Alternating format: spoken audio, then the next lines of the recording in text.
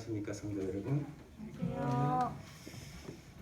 저는 오늘 당분간 한 몇 주 정도는 우리가 같은 비슷한 이 주제를 좀 다루는 설교를 하게 될 것입니다. 오늘의 제목은 거룩한 낭비라는 제목입니다. 여러분, 우리 교회는 정말 좋은 교회일까요? 네. 세월산 교회는 정말 좋은 교회일까요? 네. 좋은 교회이고 싶습니까? 네. 좋은 교회일까요? 물으니까 대답을 크게 안 하는 것 같아요. 자신이 없다는 거죠. 제가 정말 좋은 교회냐 물을 때, 죄송합니다. 제가 할게요. 정말 좋은 교회냐가 물을 때에 우리의 관점에서 이야기하는 것이 아니라 이 지역 주민들과 울산 시민들 관점에서 우리 교회가 정말 좋은 교회냐 묻는 것입니다. 오늘 오후부터 우리 그 임직원들 또 누구든지 참여할 수 있습니다. 우리 교회가 향후 세울산 교회가 어떤 교회가 되어야 할지 가사 비전, 우리 교회가 추구하는 참된 가치, 그리고 우리의 사명, 그 다음에 우리의 비전, 그 비전을 이루기 위한 전략들을 우리가 좀 독서 토론회를 통해서 한 4월 중순까지 만들어갈 생각입니다. 저는 이 세울산 교회에 담임 목사가 이런 철학이 있으니까 여러분은 저를 믿고 따라와 주십시오, 그렇게 하지 않습니다. 여러분은 저와 여러분이 믿을 사람은 담임 목사가 아니고 예수 그리스도입니다. 맞습니까? 네. 그래서 우리는 그분 안에서 함께 우리의 가치와 사명과 비전 그리고 전략을 함께 세워갈 것입니다.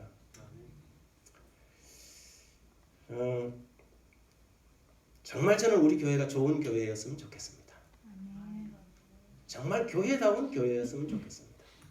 지난주 제가 말씀을 드렸던 것처럼 울산에 있는 수많은 교회들 중에 하나 같으면 저는 그런 교회는 너무 많기 때문에 교회 하나 없어져도 아무 상관이 없습니다.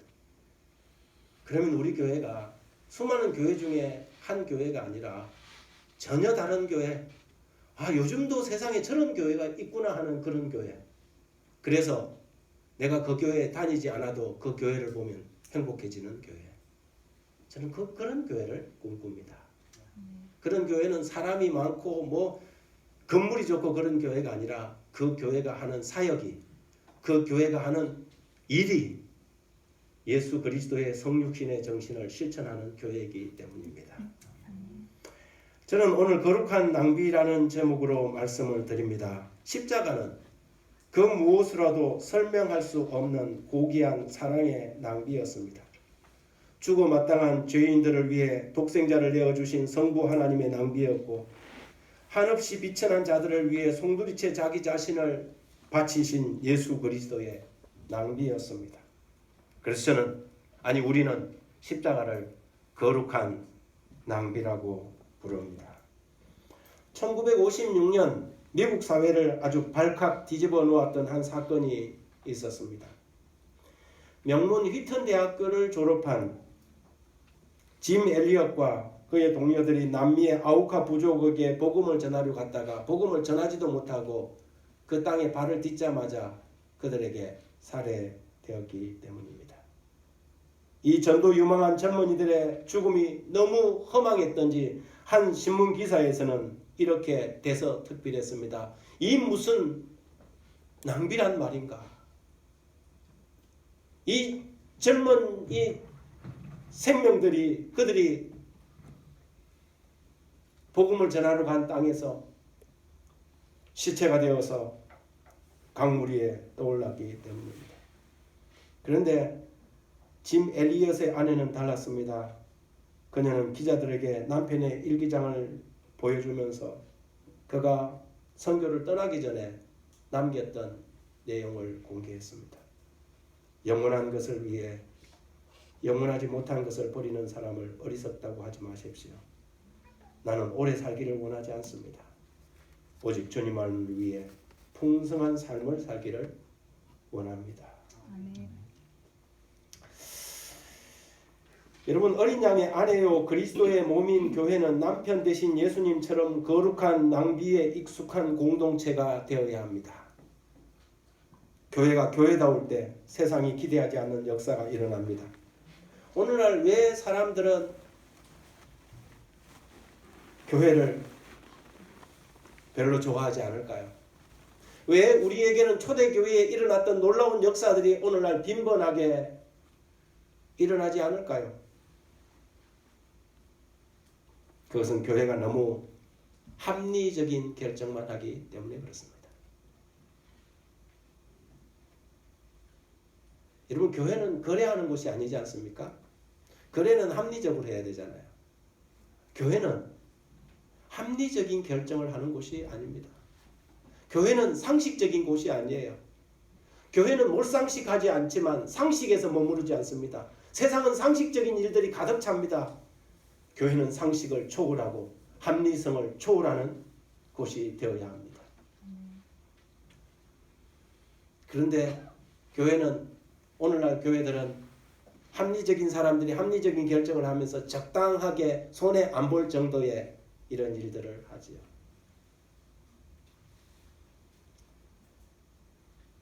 하나님의 방법이 아니라 가장 인간적인 선택을 하고 있는 것입니다. 마태복음 5장 16절에 이같이 너희 빛이 사람 앞에서 비치게 하여 그들로 착한 행실을 보고 하늘에 계신 너희 아버지께 영광을 돌리게 하라 기록했습니다.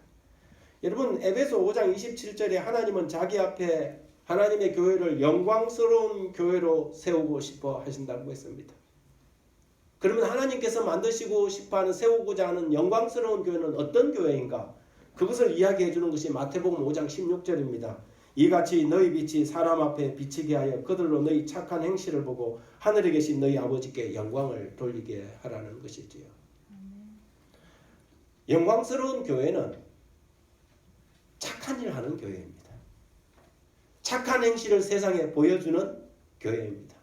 선한 이웃이 되어야 하는 것이지요. 예수님께서 선한 사마리아인의 비유를 우리에게 보여주신 것도 그런 까닭입니다. 이런 선한 사마리아인의 비유는 어떤 배경에서 시작된 것입니까? 유대인들은 사마리아인을 짐승 취급했습니다. 이방인이요. 그들과 상종도 하지 않는 사람들이었습니다. 사마리아인의 입장에서 보면 유대인들은 원수였습니다. 그런데 이 비유 가운데 사마리아인은 그 강도를 만난 사람은 유대인이었습니다.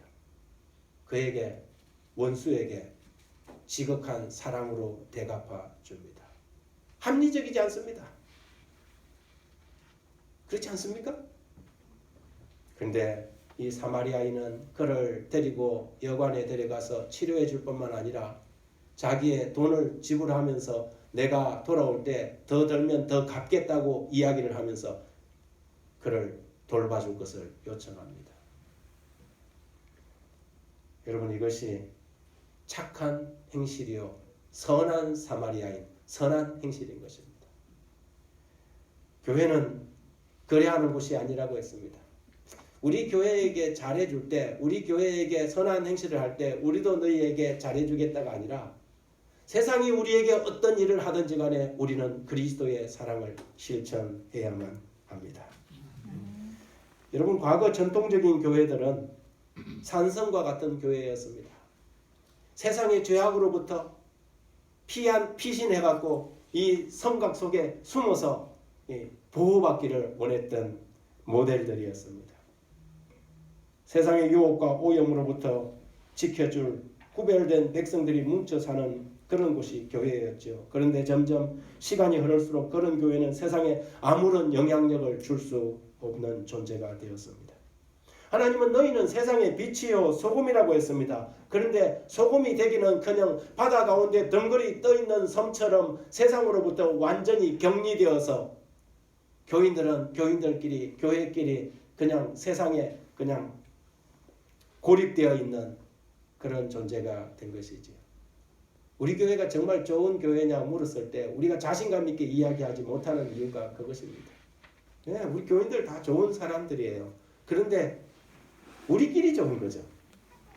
세상에 아무런 영향력이 없는 거예요. 우리가 오늘 오후에 그 독서 토론을 하는 그 책의 일부에 보면 아마 책을 읽으신 분들은 그 내용을 봤을 거지만 교회는 4가지 종류의 유형의 모델이 있습니다. 첫 번째, 등대 같은 교회. 두 번째, 야채 가게 같은 교회. 셋째는 공동묘지 같은 교회. 넷째는 투명인간 같은 교회. 1번은 등대 같은 교회죠. 지역사회의 세상의 등대의 역할을 감당하는 교회입니다. 야채 가게는 뭐 그렇게 큰 일은 하지 않지만 없으면 좀 아쉬울 것 같은 교회.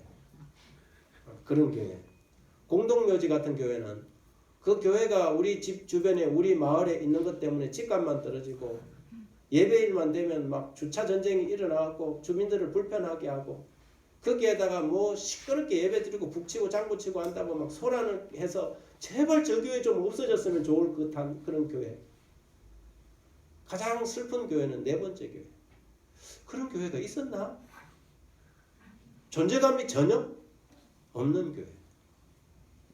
여러분 우리 교회는 이 지역 주민들 남부 주민들에게 몇 번 같아요?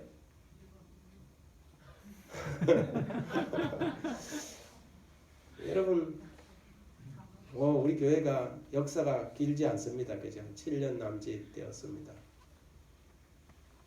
제가 섬기던 교회는 100년 된 교회가 한번 있었어요. 우리 장로님들이 역사가 100년 됐다고 아주 자부심이 대단했어요. 직원회나 이렇게 재직회 모일 때 되면 100년 된 교회. 한국 교회에서 100년 된 교회 몇 개 없는데 100년 된 교회. 하루는 제가 직원회 때 물었어요. 만일 이 구청에서 나와서 우리 교회가 굉장히 큰 교회였습니다. 이 건물 싹 밀어버리고 여기에다가 조그만한 동산 하나 세우고 그리고 소나무 한 20그루 심고 연못 조그만한 거 파서 주변에 벤치 몇 개 놓고 지나가는 사람들이 잠깐 쉬었다 갈 수 있는 그런 동산을 만든다면 우리 구청에서 그 일을 우리 교회 돈을 다 지불해주고 우리 다른 데 내보내면 이 주변에 있는 빽빽한 아파트 사람들이 찬성할까요? 반대할까요? 물어봤어요. 아무 대답을 안 해요.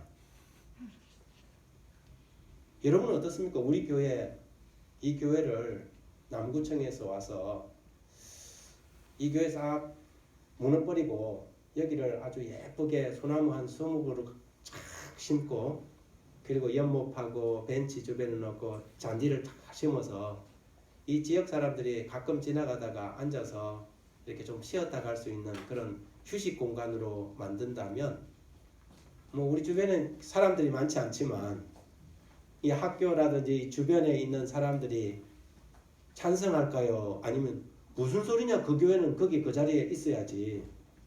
그렇게 할까요?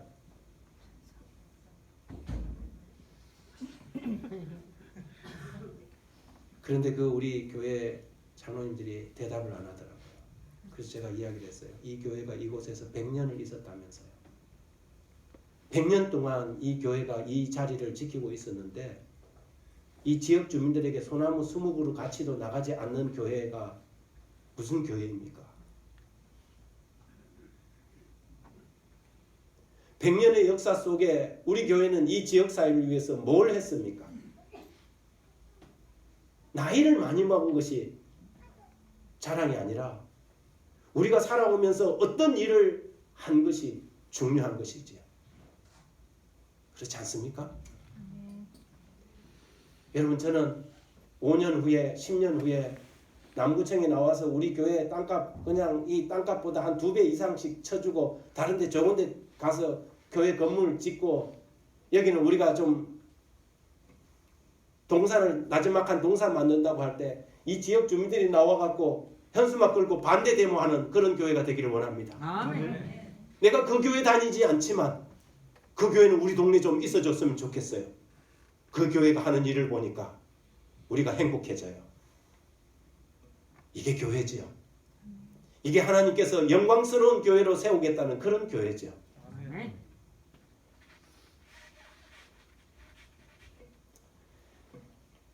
전통적인 교회들은 이렇게 문을 다 닫았습니다. 유럽에 여러분 여행해 보실 기회가 있을 겁니다. 한때 기독교의 부흥기에 어마어마한 교회들이 첨탑을 높여가면서 만들었던 교회들, 지금 가면 주일날 할머니들 몇 분이 그냥 모서리에 앉아서 간단히 예배드리고요. 다 관광지 그냥 관광 포인트가 됐을 뿐이지 교회는 다 문을 닫았습니다. 여러분 이것이 한국 교회도 금방 타고 올 수 있는 그런 현실입니다. 골든타임이 그렇게 많지 남지 않았어요. 교회가 이제는 한국도 유럽처럼 되어갈 가능성이 많습니다. 그러면 어떻게 해야 될까요? 우리 교회는 어떤 모습으로 세상을 향해 그리스도의 사랑을 보여줘야 할까요? 성도들 개개인은 그들의 삶을 그들이 있는 마을에서, 지역 주민들에서, 아파트에서 나누는 삶을 살아야 합니다. 안식일만 되면 함께 모여서 그냥 예배드리는 예배 공동체가 아니라 우리는 언제나 두 번의 예배를 드립니다. 우리는 이것을 공동체 예배라 그래요. 각자의 삶을 살다가 돌아와서 이 하나님께 공동체 예배를 드리지만 우리의 진짜 예배는 언제 시작되느냐면 이 공동체 예배를 마치고 저 문을 열고 나가는 순간 우리의 삶의 예배가 시작되는 것입니다. 여러분 예배는 삶의 예배를 하나님께 제대로 드린 사람들이 공동체 예배에 나와서 하나님을 영화롭게 하는 것입니다. 창세기 4장에 보면 가인과 아벨의 제사가 나옵니까? 가인과 아벨의 제사를 설명하면서 하나님께서 가인과 가인의 제사를 받지 않고 아벨과 아벨의 제사를 받았다 그랬어요. 그 말은 뭐냐면 제사만 받는 것이 아니라 그의 삶을 함께 받는 것입니다. 그래서 이 예배는 공동체 예배와 함께 생활의 삶의 예배가 중요한 것이죠. 우리 성도님들이 있는 마을이나 아파트에서 거기에서 여러분 그 마을의 지역 주민들이 우리 동네에 그리스도인이 한 사람 살고 있다는 것을 인식할 수 있어야 합니다. 예배일만 와서 예배 드리는 것이 아니라 그리고 교회는 지역사회를 섬기는 교회가 되어야죠. 우리는 이것을 가마력 사역이라고 합니다. 그 어떤 사역을 펼쳐나갈지는 우리 성도님들과 함께 고민해 보겠습니다. 이렇게 선교 토양이 비옥해지면 씨를 뿌릴 때 열매가 결실이 있습니다. 그런데 이 토양이 척박해지면 돌짝밭이 되고 그래서 뭐라고 이야기를 해도 열매가 맺히지 않지요. 예수님의 씨 뿌린 자의 비유 가운데서도 씨가 열매의 수확을 결정하는 것이 아니고 무엇이 결정했어요? 밭이, 토양이 결정했지 않습니까? 그럼 무슨 말이냐면 우리 교회가 이 지역사회에서 어떤 이 토양을 어떻게 가꾸느냐에 따라서 열매의 결실이 달라진다는 사실입니다. 제가 몇 사람들을 좀 소개합니다. 언젠가는 우리 교회에 이분들 한 번씩 다 불러서 간증을 한번 듣고 싶어요. 다른 분은 다 두고 여러분 보는 왼쪽 밑에 저 교회는 전라남도 여천 여수에 있는 화양면이라는 곳이 있는데 화양 우리 재림교회입니다. 이 교회가 교인이 옛날에는 한참 70년대 80년대는 시골에 있었지만 시골에 사람들이 많았으니까 교인들이 벅적벅적했는데 다 떠나고 교인들도 나오던 사람들도 다 안 나오고 교인이 4명 남았습니다. 4명 남았는데 그 중에 2사람이 불행하게도 교통사고로 돌아가셨어요. 2명 남았어요. 그 중에 한 사람이 아들 집에 간다고 광주로 가버렸어요. 몇 명 남았어요? 1명. 그런데 이 한 분이 하나님의 제단을 붙들고 기도한 거예요.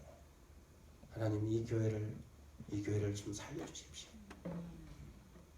근데 그 이듬해에 저기 여러분 잘 보일지 모르겠지만 파란색 원에 있는 그 장로님이 김충식 장로님이라는 분이 미국에서 은퇴를 하고 한국으로 들어왔는데 이 교회로 왔어요. 부부가 왔습니다. 3사람이 되었어요. 근데 그 3사람이 그 이듬해에 23명이 되었고 그 이듬해에 33명이 되었고 그 이듬해에 52명이 되었어요. 그 마을은 고작 해봐야 30호밖에 안 되는 조그마한 마을이에요. 그 마을에 한 집 빼놓고는 다 우리 재림교인이 된 것입니다. 제가 여러 번 이분하고 인터뷰도 하고 통화도 하고 도대체 비결이 뭐냐 그랬더니 이분이 비결 없습니다. 그냥 나누고 좋은 관계를 유지하는 것이지요. 뭐라고요? 나누고 좋은 관계를 유지하는. 교회 뒤편에 절이 하나 있는데 스님이 오르내리도 스님을 그냥 절대 그냥 못 지나가게 해요. 교회 지나갈 때마다 아 스님 어디 다녀오십니까? 잠시 들어오세요. 더운 여름날 스님을 교회 거기에다가 사택으로 초대해서 시원한 이 미숫가루 있잖아요. 한 잔 얼음 동동 띄워갖고 차들이면 아유 장로님은 참 대단하시다고 하면서 스님이 하시는 말씀이 우리 교회 보살들하고 우리 절에 보살들하고 이야기하면 속이 답답한데 장로님하고 이야기하면 속이 후련해요. 그래갖고 그 스님이 사람을 인도해갖고 교회 나오는 사람이 있다는 거예요. 그 마을에 해병대 전역한 진짜 술만 먹으면 흔히 말하는 개처바인 되는 사람이 한 사람이 있대요. 지나가다 그 사람 보면 사람들이 피해가요. 왜냐하면 눈 마주치면 싸워야 되니까. 근데 장로님이 가만 보니까 저 사람이 교인이 되면 온 마을이 교인이 되겠다 싶더래요. 근데 이 사람이 산을 너무너무 좋아하는데 어떤 산을 좋아하냐면 지리산을 좋아하는 거예요. 그 이름도 바꿨어요. 이름이 다른 이름이 있었는데 자기 이름을 이름을 개명해갖고 박지리로 바꿨어요. 그래서 하루는 이제 박지리 씨한테 접근을 해갖고 그 박지리 선생님 제가 산에 같이 가줄 테니까 박지리 선생님은 우리 교회 좀 나오시라고. 이게 산에 항상 혼자 이제 다니잖아요. 사람들이 상대를 안 해주니까. 이 장로님이 산에 같이 가준다니까 이분이 그러면 자기 교회 나오고 대신 교회 나올 때는 술을 먹으면 안 됩니다. 그래 하겠다. 약속을 하고 이제 이분하고 지리산을 몇 분 갔다 온 거예요. 그 지리산에 갈 때 이렇게 얼마나 이렇게 긴 시간을 같이 있어요. 그러니까 이분이 자기 인생의 이야기들을 박지리 씨를 통해서 이야기를 해보니까 이 사람이 보통 똑똑한 사람이 아니에요. 그래서 이야기하다가 이분이 완전히 회심을 한 거예요. 박지리 씨가 교회에 나오기 시작해 지금은 안식일학교 교사예요. 얼마나 잘 가르치는지. 그런데 더 중요한 것은 이 사람은 걸어다니는 전도지라 말을 안 해도 그 사람이 술이 안 채갖고 이렇게 막 웃고 다니면 마을 주민들이 야, 저 사람을 변화시킨 교회면 진짜 교회다. 그래서 뭐 사람들이 막 박지리 씨 변화된 걸 보고 교회 나오기 시작한다는 거예요. 그렇게 교회가 한 명 남았던 교회가 20명이 되고 30명이 되고 그 동네 사람들이 다 교회를 나온다는 것이죠. 비결은 한 가지. 나누고 관계를 맺는 것입니다. 세상과 단절되어 있지 않고 우리 재림교인들이 보면 참 착해요. 착한데 문제는 뭐냐면 세상과 뭐해요? 상당히 많이 단절되어 있습니다. 여러분 제가 여러분들에게 여기에서 백지 하나 나눠주면서 여러분 재림교인 아닌 사람 이름 좀 적어보라 그러면 교회 오래 다닌 사람일수록 적어내는 사람이 적어져요. 다 아는 게 김장로, 박장로, 박집사, 김집사 이런 사람만 알아요. 세상하고는 뭐 하고 있어요? 단절하고 있다는 것이죠. 이것은 하나님의 계획도 아니고 하나님의 뜻도 아닙니다. 여러분 이 사람들 한 사람 한 사람 이야기하기엔 너무 많은 시간이 걸립니다. 제가 몇 개 교회를 좀 소개합니다. 이건 동중원 앞에 있는 서초교회예요. 교인 수 한 50명 될까? 제가 5년 전에 이 교회를 방문했을 때 안식일날 교인 수가 얼마 되지 않았습니다. 근데 이 교회 목사님이 제가 그 학생 전도사 때 이렇게 우리 학생반에서 배우던 학생이었어요. 지금 목사님이 돼서 이 서초동 교회를 섬기고 있는데 저한테 고민을 이야기해요. 목사님, 뭘 해야 될지 모르겠습니다. 그래서 제가 그때 가서 뭐 지금 여러분들이 지금 매주마다 듣고 있는 이야기를 제가 설교를 하고 지역 사회를 위해서 뭐든지 사역을 시작하라고 했어요. 근데 이 교회가 뭘 시작했냐면 그 서울 시내의 그 서초교회가 그 뒤에 상가 건물에 있는데 그 상가 뒤에 뭐가 있냐면 산이 조그만한 게 하나 있는데 그 산이 면산이고 무슨 산이 있어요. 이 사람들이 거기 이제 그 등산을 이렇게 다니는 거죠. 그래서 우리가 등산 다니는 사람들한테 생수라도 좀 나눠주자. 갔다 오면 목이 마를 테니까. 그래서 뭔가 하고 싶었던 거죠. 그래서 생수를 나눠주기 시작했어요. 그러니까 뭐 어디서 나왔냐 물어보기도 하고 이 앞에 있는 상가의 서초교회라고 이야기를 하고 그러다가 이제 무슨 생각했냐면 생수를 나눠줄 게 아니고 우리도 등산을 하자. 저 사람들 속에 들어가서 저 사람들과 한 팀이 되자. 그래서 교회에서 등산을 좋아하는 집사님 몇 분이 그 등산에 같이 다니면서 이제 하나의 등산 팀을 조직했는데 그게 뭐냐면 맨발 산행팀이에요. 그 산이 맨발로 다니기에 참 좋은 거라. 그래서 신발을 벗고 이제 맨발로 거기에 다니기 시작합니다. 근데 맨발 산행팀들이 한 사람 한 사람 멤버가 늘어나갔고요. 30명이 되고 60명이 되고 그리고 인터넷까지 그 밴드라 그럽니까? 카페를 개설해갖고 카페에는 지금 2,000명이 됐어요. 이 교회들이 반찬봉사, 국악교실, 맨발 걷기, 힐링스쿨 다양한 사역을 펼쳐나가고 있어요. 그런데 이 교회가 가지고 있는 카페에 맨발 산행 회원이 2,000명이 넘는 거예요. 매 안식일에 오면요.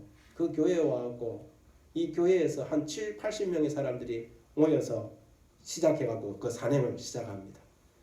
교회가 물론 그 사람들이 다 교회 나오진 않아요. 그렇지만 교회가 지역에서 의미 있는 일들을 갖고 가고 있는 것이지. 우리끼리 예배 드리는 것이 아니라 교회가 수시로 지역 사회에 뭔가 가마력을 일치고 있다는 것입니다. 이 교회는 영남 앞에 춘향교회 이야기입니다. 춘향교회는 아시다시피 오래전에 뭐 이렇게 이런저런 우여곡절이 있어갖고 교회가 막 진짜 힘들어졌어요. 분열되고 해서. 그래서 막 교회가 하나가 떨어져 나가고 새로 생긴 교회가 법전교회예요. 그리고 한 10년 넘도록 이 지역사회에서 아무런 영향력을 발휘하지 못하고 우리끼리만 그냥 예배드려서 안식일에 모여서 즐겁게 안식하라. 그리고 햄미밥 해먹고 그리고 흩어지는 교회였어요. 그런데 최근에 와서 이 교회가 완전히 달라졌어요. 코로나19 때 이 교회는 더 빛나게 되었죠. 서울의 어떤 교회들은 코로나19 때 뭐 예배 때문에 막 공무원들하고 싸움박질이 일어나고 막 그럴 때요. 이 교회는 250개의 샌드위치를 만들어서 그 당시 코로나로 수고하고 있는 소방서 공무원들을 찾아가서 그들을 응원하고 격려하고 지원하는 일들을 했어요. 야, 춘향교회가 이런 교회였는가? 그러면서도 이 교회가 어린이들을 위한 프로그램을 하기 시작했고요. 사랑의 빵 나누기, 기도 후원 활동, 발 마사지, 천연공방, 행복바이러스, 영어문화원, 패스파인더 등 다양한 문화 활동을 펼쳐나가기 시작했습니다. 이 교회의 슬로건이 뭐냐면 비 오는 날에 우산 같은 교회. 대단한 일은 아니지만 비 맞고 있는 사람에게 뭘 씌워주는 교회? 우산 씌워주는 교회. 이 교회는 과거에 아주 정말 잠잠하던 교회가 지금은 지역 주민들이 특히 이 춘향이라는 면의 시골 거기에 젊은 사람들이 요즘은 나와서 아이들이 박자기는 교회가 되었습니다. 여러분 어떤 사역을 펼쳐나가느냐가 그 교회의 미래를 결정합니다. 호남의 진도에 가면 인지리 교회라고 있어요. 여기도 조그마한 시골 교회예요. 그런데 이 교회는 도움이 되는 교회, 따뜻한 교회, 오고 싶은 교회로 인식을 전환시켰습니다. 이 교회가 전도회 때가 되면 앉을 자리가 없도록 막 꽉 차요. 내가 교회는 안 나가더라도 그 교회 가서 뭐 할 때 내가 마을 주민들이 자리는 내가 지켜주겠다고 그런 마음으로 나와요. 왜냐하면 이 교회가 그냥 인질이 교회가 아니라 그 마을의 마을 교회이기 때문에 그래. 이 교회 교인들의 마음 자세부터가 그래요. 시골 지역이니까 이 교회는 교회가 운영하는 하우스도 하나 있지만 그 교회 장로님들이 다 농사 대농들을 가지고 있는데 농사를 지으면 농사의 10분의 1은 딱 뭘 하냐면 90%는 다 팔아서 돈을 사지만 나머지는 지역사회에 나눠져요. 그래서 종종 마을에서 스피커로 동사무소입니다 여러분 이러면서 이제 뭘 알려주면 마을센터에서 인질이 안식일 교회에서 여러분들에게 파프리카를 나눠주고 있습니다. 이렇게 이제 광고를 하는 거예요. 왜냐하면 파프리카 농사 짓는 분이 파프리카 팔고 한 10%는 남겨서 교회에서 다 나눠주는 거예요. 그러면 사람들이 교회 와서 아이고 장로님 또 파프리카 또 나눠준다고 다 몰려오죠. 목사님이 나가면 사람들이 뭐라고 하냐면 아유 목사님 우리 목사님 어디 가셔요? 자기는 교회도 안 나와도 그 인질이 교회 목사는 그 마을의 마을 목회자인 것입니다.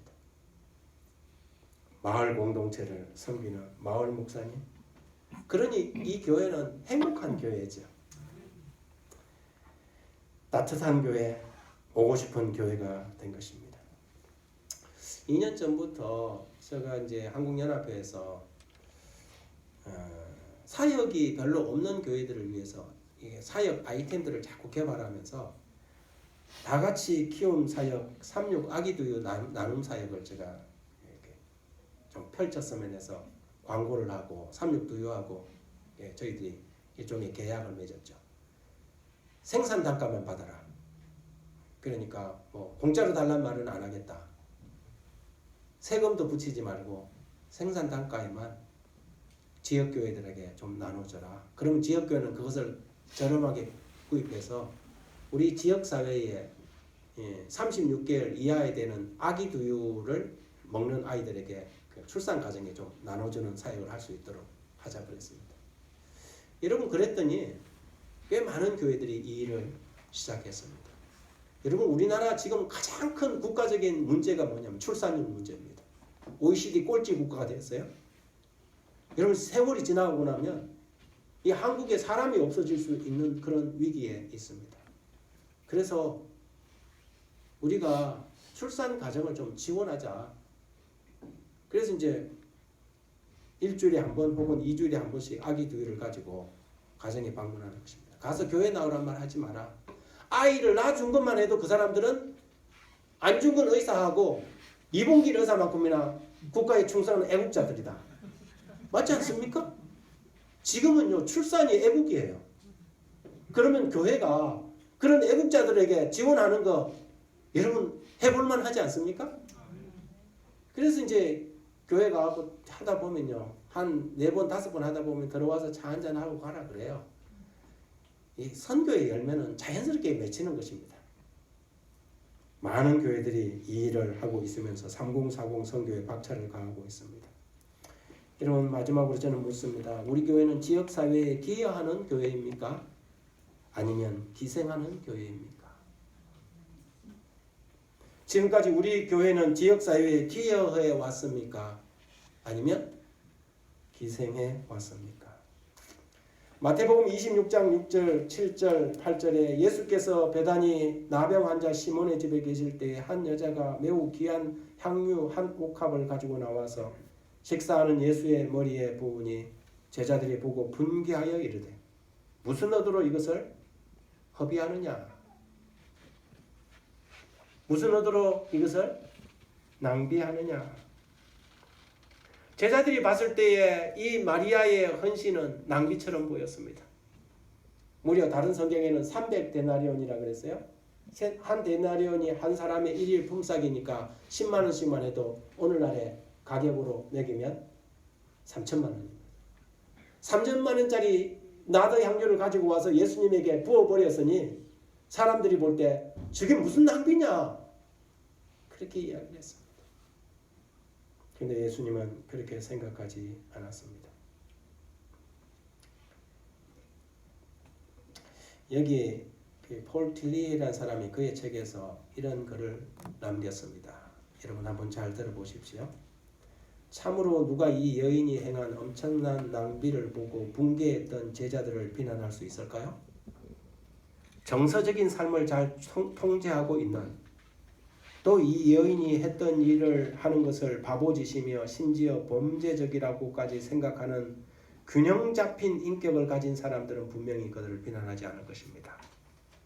그러나 예수님은 달리 느꼈고 초대교인들도 그랬습니다. 그들은 마음의 풍족함이 없이는 그 어떤 위대한 일도 일어날 수 없다는 것을 알았습니다.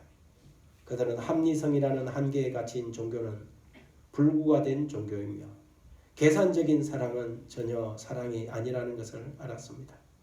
세상은 자신을 낭비했던 또 그렇게 하기를 두려워하지 않았던 남녀들의 역사입니다. 그들은 새로운 창조를 위해 자신들을, 다른 이들을, 그리고 물질을 낭비하기를 두려워하지 않는 사람들이었습니다. 사람들은 사랑받지 못해서 뿐 아니라 사랑을 베풀고 사랑하도록 허락받지 못해서 병듭니다. 당신 자신과 다른 사람들 안에 있는 풍성한 마음, 자기를 포기하는 낭비, 그리고 모든 이성을 초월하는 성령의 역사를 억누르지 마십시오. 당신의 시간과 힘을 유용하고 합리적인 것만을 위해 탐욕스럽게 보존하지 마십시오. 낭비처럼 보이는 것의 한가운데서 나타날지 모르는 창조적 순간을 향해 자신 열어놓으십시오. 네. 여러분, 이 폴 틸리라는 신학자는 당신의 시간과 힘을 유용하고 합리적인 것만을 위해 사용하는 것을 탐욕스럽다고 말했습니다. 세상에서는 그것이 탐욕스럽지 않아요. 그것이 지극히 정상적인 거예요. 그런데 여러분, 우리 그리스도인들은, 교회는 그렇게 하는 것은 탐욕인 것입니다. 교회는 사랑을 낭비하는 곳이 되어야 합니다. 이 한 여인 마리아가 자신이 1년 동안 먹고 쓰지 않고 간신히 모은 나더 향유를 예수님의 발 앞에 아낌없이 부어 버렸던 것처럼 교회는 세상에 사랑을 낭비해야 합니다. 그래야 세상에서 그냥 일반적인 단체가 아니라 하나님의 교회가 저기에 있구나 하고 인식하게 되기 때문입니다. 사랑은 낭비하는 것입니다. 여러분, 낭비할 준비가 되셨습니까? 저는 그리하여 이 교회가, 이 세울산 교회가 울산의 많은 교회가 교회 중에 하나가 아니라 전혀 다른 한 신앙 공동체가 있다는 것을 울산 시민들이 인식하는 날이 속히 오기를 바라며 말씀 마칩니다. 아멘.